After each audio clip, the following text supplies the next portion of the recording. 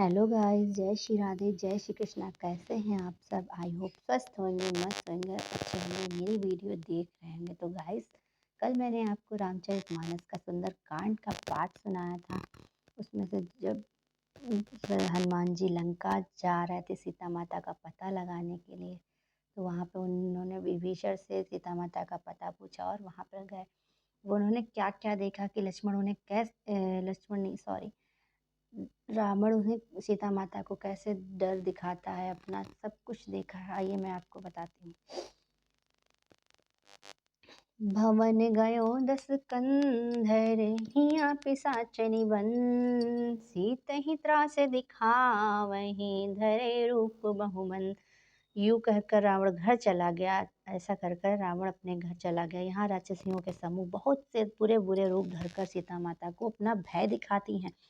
तिरजटा नाम राक्षसी एका, राम चरण रति निपुण विवेका, सबहों बोल सुनाए से सपना, से तहि से ही करो हित अपना। उसमें से एक तिरजटा नाम की राक्षसी थी, उसकी श्री रामचंद्र जी के चरणों में प्रीति थी और वह विवेक में निपुण थी। उसने सबको बुलाकर अपना स्वप्न सुनाया और कहा कि सीता जी की सेवा किया करो, उन करने में आपका कल्याण है। सपने बानर लंका जारी, जातु धान सेना सब मारी, खर अरुण गगन दसी सा, मुंडित सिर खंडित भुज भीसा। सपने में मैंने देखा कि एक बंदर ने लंका जला दी, राक्षसों की सारी सेना मार डाली, रावण मार डाली और रावण गधे पर सवार है, उसके सिर मुंडे हुए हैं, भुजाएं खटी हुई हैं। एहि विधि सो दक्षिण दिस जाई, लंका मान विभीषण भाई, नगर फिरी रघुवीर दुहाई, तब प्रभु सीता बोल पठाई। इस प्रकार से वह दक्षिण यमपुरी की दिशा को जा रहा है और मानो लंका विभीषण ने पाई है। नगर में श्री रामचंद्र जी की दुहाई फिर गई, तब प्रभु ने सीता जी को बुला भेजा है।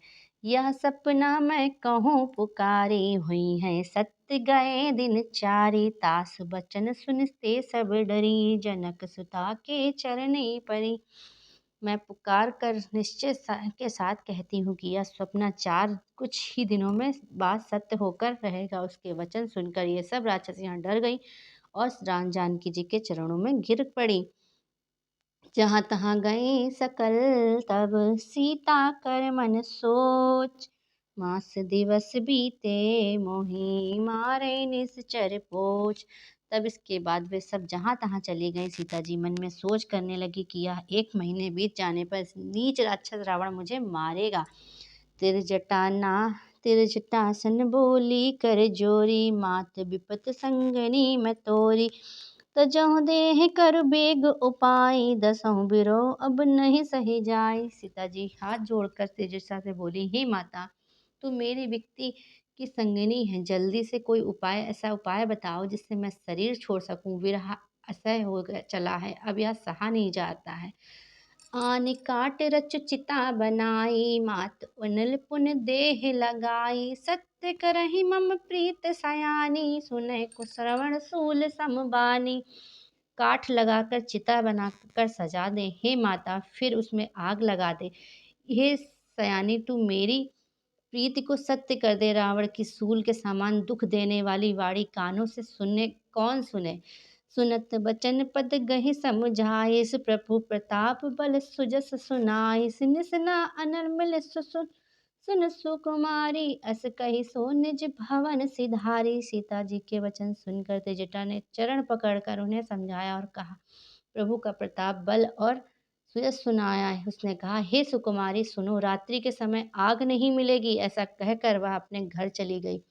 कह सीता वृद्ध भा प्रतिकूला, मिलहि न पावक मिटहि न सूला, देखत प्रगट गगन अंगारा, आवनि न आवत एक उतारा।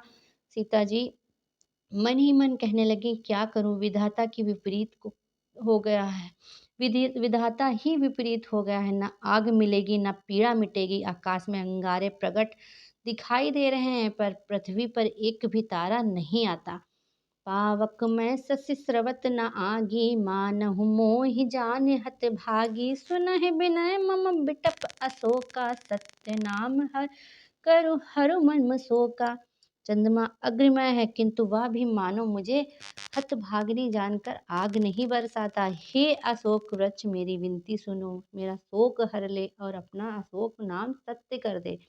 नूतन किसलय अनल समाना, देहि अग्नि जन करहि निदाना। देख परम बिरहा कुल सीता, सोचन कपहि कलम सम बीता।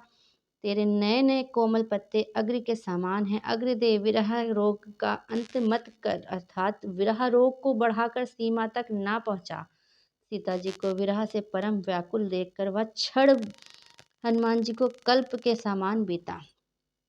कपि करि हृदय विचारि, दीन मुद्रिका डारि तब। जान अशोक अंगार दीन, हर्ष उठि कर गयो। तब हनुमान जी ने हृदय में विचार कर सीता जी के सामने अंगूठी डाल दी, मानो अशोक ने अंगार दे दिया। यह समझ कर सीता जी हर्षित होकर उठकर उसे हाथ में ले लिया। तब देखी मुद्रिका मनोहर, राम नाम अंकित अति सुंदर। चकित चितौ मुंदरी पहचानी, हर्ष विषाद हृदय अकुलानी। तब उन्होंने राम नाम से अंकित अत्यंत सुंदर एवं मनोहर अंगूठी देखी। अंगूठी को पहचान कर सीता जी आश्चर्यचकित होकर उसे देखने लगे और हर्ष तथा विषाद में से हृदय में अकुला उठी। जीत को सकहि अजर रघुराई, माया ते असी रच नहीं जाई। सीता मम विचार कर नाना, मधुर बचन बोले हनुमाना। वे सोचने लगी, श्री रघुनाथ जी को सर्वथा अजय हैं, उन्हें कौन जीत सकता है। और माया के उपनाथ से सर्वथा रहित दिव्य चिन्ह में अंगूठी बनाई नहीं जा सकती। सीता जी मन में अनेक प्रकार से विचार कर रही थी। इसी समय हनुमान जी मधुर वचन बोले।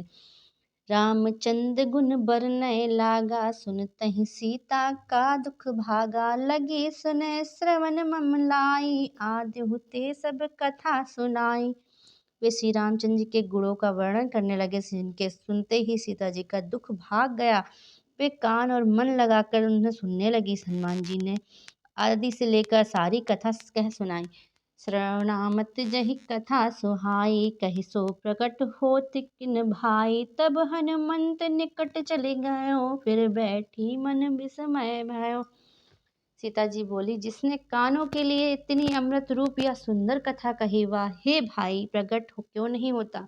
तब हनुमान जी पास चले आए। उन्हें देखकर सीता जी फिर घर मुख फेर कर बैठ गई। उनके मन में आश्चर्य हुआ।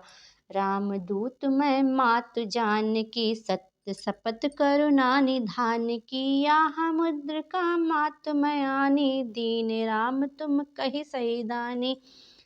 हे माता जानकी, मैं श्री रामचंद्र जी का दूत हूँ। करुणा निधान की सच्ची शपथ करता करता हूँ। हे माता, यह अंगूठी मैं ही लाया हूँ। श्री रामचंद्र जी ने मुझे आपके लिए यह सहीदानी निशानी या पहचानी दी है।